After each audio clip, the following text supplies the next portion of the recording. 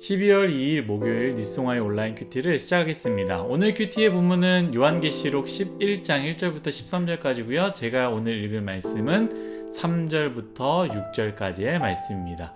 내가 나의 두 증인에게 권세를 주리니 그들이 굵은 베옷을 입고 1260일을 예언하리라. 그들은 이 땅에 주 앞에 서 있는 두 감람나무와 두 촛대니 만일 누구든지 그를 해하고자 하면 그들의 입에서 불이 나와서 그들의 원수를 삼켜버릴 것이요 누구든지 그들을 해하고자 하면 반드시 그와 같이 죽임을 당하리라. 그들이 권능을 가지고 하늘을 닫아 그 예언을 하는 날 동안에 비가 오지 못하게 하고 또 권능을 가지고 물을 피로 변하게 하고 아무 때든지 원하는 대로 여러 가지 재앙으로 땅을 치리로다. 아멘. 오늘 여러분들과 함께 나눌 큐티의 제목은 나의 스펙은 왜 이렇게 보잘것없을까요? 입니다. 나의 스펙은 왜 이렇게 보잘것이 없을까요? 입니다. 어제 말씀 기억나시죠? 말씀은 달지만 그 말씀으로 살아내는 그 삶은 얼마나 쓴지 모릅니다. 말씀을 잘 적는 분들이 있어요. 또 말씀을 잘 아는 분들이 있는데요. 그러나 그 말씀을 행하지 않는 것은 자신을 속이는 일이라고 야고보서에 써 있는 것처럼 달디단 나의 말씀, 달디단 나의 인생 가운데 주신 약속, 달디단 하나님의 그 은혜의 말씀, 그런 것들만 골라서 먹는 것, 그리고 행하지 않는 것은 사실 건강하지 못한다라는 것을 기억해야 됩니다. 오늘 하루도 쓰지만 그 말씀대로 꼭 살아내시기를 간절히 바라겠습니다. 오늘 큐티의 말씀에는 어제 앞부분과 언급했던 것 같죠? 삽입된 부분입니다. 어떤 삽입이냐? 7인의 말씀 중간에 뜬금없이 14만 4천 명에 대한 삽입과 같이 지금은 7나팔, 7심판에 대한 6번째 나팔이 불고요. 지금은 잠깐 그 중간에 이 마지막 7나팔이 불기 전 그 중간에 잠깐의 삽입 내용으로 10장, 11장으로 이어지는데요. 오늘 11장은 크게 두 종류의 이야기를 하고 있습니다. 첫 번째는 성전 측량이에요. 성전 측량에 대해서 이야기했는데 제가 1절, 2절 읽도록 하겠습니다. 또 내게 지팡이 같은 갈대를 주며 말하기를 일어서서 하나님의 성전과 제단과 그 안에서 경배하는 자들을 측량하되 성전 바깥마당을 측량하지 말고 그냥 두라. 이것은 이방인에게 주었은즉 그들이 거룩한 성을 42달 동안 짓밟으리라. 아멘. 하나님께서 사도 요한에게 성전을 측량하라고 말씀하셨는데요. 1절에 이렇게 이야기합니다. 하나님의 성전과 제단과 그 안에 경배하는 자들을 측량하되 2절에 성전 바깥마당은 측량하지 말라. 그리고 이것은 이방인들에게 주었고 42달 동안 짓밟힘을 당하게 될 것이다 라고 성경은 말하고 있습니다. 이 부분을 보시면 성전 안과 밖에 대한 구별이 있습니다. 성전 안까지는 측량하되 그리고 성전 바깥마당은 내버려둬라 라고 이 두 가지를 얘기하는데요. 무엇을 구별합니까? 내버려두라 라고 말하면서 이것은 이방인에게 주었다. 42달 동안 짓밟힘을 당하리다 라고 말씀하지 않았습니까? 그러니까 내버려둔다라는 것에 대해서 하나님께서 말씀하셨다라는 것이죠. 이 부분에 대해서요, 신학자들의 해석이 분분합니다. 한쪽은 예수님을 믿는 사람들에게도 고난을 허락하셨다라고 해석하는 분들이 있고요. 다른 한쪽은 그것보다는 성전과 세상과 두 다리를 걸쳐 있는 세상과 타협하는 사람들에 대한 심판의 내용이다라고 해석하는 분들이 있습니다. 저는 이 성전의 측량에 대한 내용은 세상과 타협한 사람들에 대한 심판을 이야기하는 것이 아닐까 생각합니다. 여러분, 세상에 살아내는 것과 세상의 방식으로 사는 것은요, 완전히 다릅니다. 세상에서 살아내는 것은요, 세상의 방식이 아닌 믿음으로 하나님의 방식으로 살아내는 것이죠. 그러나 세상의 방식으로 뒤섞여 마음대로 사는 것은요, 타락을 의미하는 것입니다. 특별히 2절 후반부에 이렇게 쓰여져 있지 않습니까?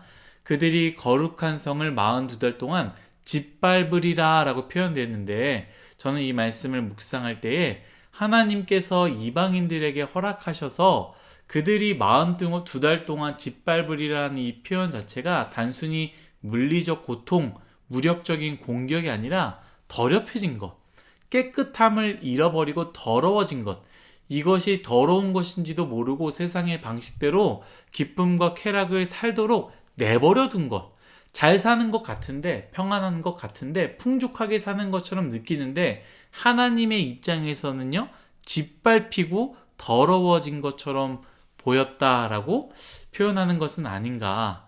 꼭 로마서 말씀에 하나님께서 그 죄인들을 내버려 두셨다라는 표현과 같이 그대로 둔 것처럼 보여졌습니다. 사랑하는 일송아 여러분, 성전 안으로 들어오십시오. 여기서 말하는 것 같이 성전 안에 들어와 하나님을 경배하며 사십시오.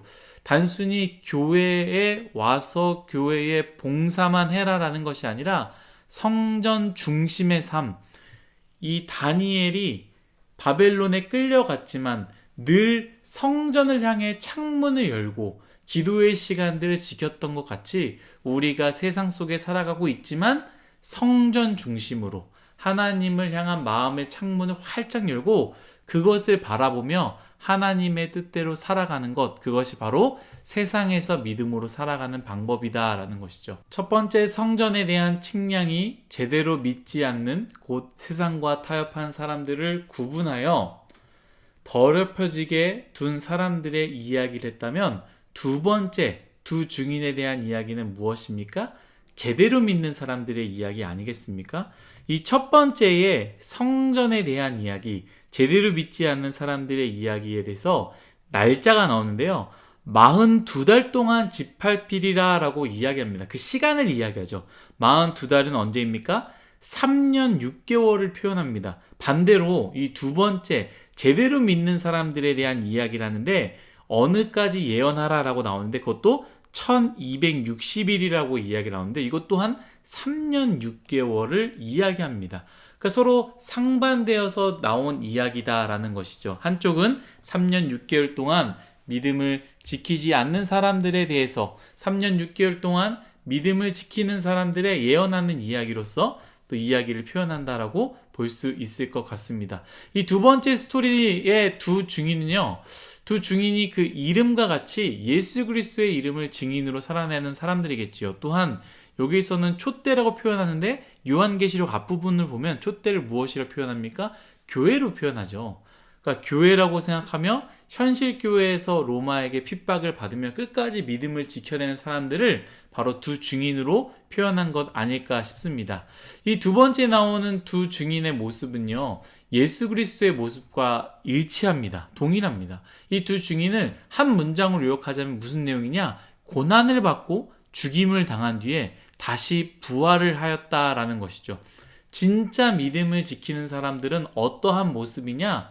고난이 있고 죽음이 온다 할지라도 결국에는 부활하여 최종 승리한다라는 모습을 보여준다라는 것이죠.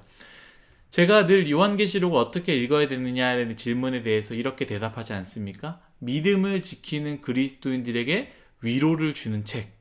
로마의 핍박 가운데 이 말씀을 읽을 때 무슨 마음으로 그들은 읽었겠습니까? 성전 측량, 곧 성전 밖에 있는 세상과 타협한 가짜 믿음을 가지고 있는 자들의 최후가 어떻게 되는지를 보여주고, 두 증인, 곧 믿음을 끝까지 지키는 교회인 그리스도인들은 최후를 승리한다라는 것을 보게 되는 것이죠. 어떻게 승리합니까? 예수 그리스도처럼 죽음이 찾아온다 할지라도 부활함으로 승리한다라는 위로와 격려의 메시지라는 것을 우리는 기억해야 합니다. 저는 그 중에서도요, 두 증인 메시지 안에 능력에 대한 이야기를 조금 더 나눠보고자 하는데요. 오늘 큐티 제목에 나의 스펙은 왜 이렇게 보잘것없을까요? 라고 정했는데요. 오늘 말씀, 특별히 두 증인이라는 이야기 안에서 두 증인이 받은 능력을 우리가 볼 수 있는데요. 제가 읽은 본문 5절, 6절이죠. 굉장합니다. 제가 읽겠습니다. 만일 누구든지 그들을 해하고자 하면 그들의 입에서 불이 나와서 그들의 원수를 삼켜버릴 것이요. 누구든지 그들을 해하고자 하면 반드시 그와 같이 죽임을 당하리라. 그들이 권능을 가지고 하늘을 닫아 그 예언한 날 동안 비가 오지 못하게 하고, 또 권능을 가지고 물을 피로 변하게 하고, 아무 때든지 원하는 대로 여러 가지 재앙으로 땅을 치리로다. 아멘. 두 증인이 가진 능력은 엄청났습니다. 엄청난 능력이었죠. 그런데 여러분, 요한계시록의 말씀은 실제가 아니라 상징이라고 이야기했습니다. 그렇기 때문에 입에서 불이나 원수를 삼켜버린다, 해하고자 하면 반드시 해함을 당한다, 하늘을 닫아 예언하는 날 동안 비가 오지 못하게 한다, 물이 피로 변하게 한다, 여러 가지 재앙으로 땅을 칠 수 있다라고 하는 그런 능력 자체가요, 엄청난 능력을 주셨다라는 것이죠. 우리가 잘 아는 말씀 빌립보서 4장 13절 제가 읽겠습니다. 내게 능력 주신 자 안에서 내가 모든 것을 할 수 있느니라. 아멘. 이 말씀과 일맥상통하다라는 것이죠. 요한계시록의 상징처럼 보여주시는 그 능력, 모든 것을 할 수 있는 그 능력을 두 증인, 곧 믿음을 지키는 교회, 그 교회인 그리스도인들에게 주셨다라는 것이죠. 여러분들이 가지고 있는 능력은 어떠하십니까? 하나님이 주신 달란트는 무엇이고 그 주신 달란트는 몇 달란트입니까? 누군가는 화평케 만드는 능력을 가진 사람도 있을 거고요. 또 누군가를 즐겁게 하는 능력, 공부하는 능력, 감동케 하는 능력, 글 쓰는 능력 등 수많은 능력들을 하나님께서 부어주셨습니다. 우리가 귀하게 여기지 않고 발견하지 못할 뿐이지 하나님께서는 우리가 감당할 수 없는 능력을 부어주셨다라는 거예요. 그런데 기억해야 되는 것이 있습니다. 무엇이냐? 첫 번째, 그 능력은 하나님께서 주신 것이고, 두 번째, 그 능력은 개인의 기쁨을 위해서 주신 것이 아니다라는 것이고, 세 번째, 그 능력을 복음과 더 나아가 고난과 순교의 길에 사용해야 된다라는 것입니다. 여러분, 종종 우리는 이런 생각하지 않습니까? 왜 내가 가진 능력은 보잘것 없을까? 왜 다른 사람과 비교했을 때 내가 가진 스펙은 아무것도 없을까? 힘도 없고 연약할까라고 생각하고 있습니다. 우리는 왜 우리의 능력을 남들과 비교하면서 연약하다고 혹은 우월하다고 생각하십니까? 왜 보잘것 없다라고 생각하시고 그렇게 말하고 다니십니까? 그 이유는 무엇이냐면 내가 가지고 있는 능력, 스펙, 이 초점이 내가 잘 돼야 되는데, 세상에서 성공해야 되는데, 돈을 버는데 이 초점을 두고 하나님께서 주신 능력을 비추어 보니 아무것도 아닌 것이 된다라는 것이죠. 그러나 작은 능력이지만 이것이 복음을 위한 것이 될 때에 엄청난 능력이 된다라는 것을 우리가 꼭 기억해야 됩니다. 우리가 아까 읽은 빌립보서 4장 13절의 말씀, 이 말씀의 핵심은요, 복음 전파입니다. 다만 우리가 오용해서 혹은 해석을 잘못된 해석으로 받아들이는 것이죠. 공부할 때, 시험 볼 때에 내가 무언가 필요할 때 우리가 그 말씀을 막 암송하지 않습니까? 능력 주신 자 안에서 내가 모든 거 할 수 있으니 나는 할 수 있다, 할 수 있다. 이렇게 고백하는 것은 완전히 잘못된 해석이고 잘못된 믿음입니다.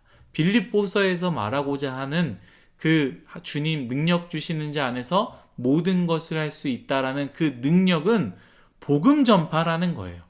복음을 전할 수 없는 상황 가운데서도 주님께서 은혜 주셔서 우리는 그 능력으로 복음을 전파할 수 있다라는 거예요.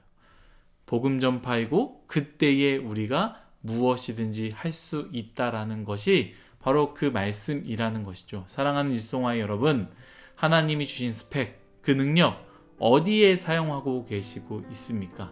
복음 전파와 고난을 위해 사용하십시오. 그때에 여러분들이 가지고 있는 능력과 스펙은 여러분 생각에는 아무것도 아닌 것처럼 보일 수 있지만 상상할 수 없는 위력, 곧 주 안에서 모든 것을 할 수 있는 큰 힘이 될 것입니다. 오늘 요한계시록에서 보여줬던 것처럼 엄청난 능력이 된다라는 것이죠. 오늘 그것을 깨닫고 누리는 우리 모두가 되기를 예수님의 이름으로 소망합니다. 기도하겠습니다. 하나님, 모든 것이 다 하나님의 은혜임을 고백합니다.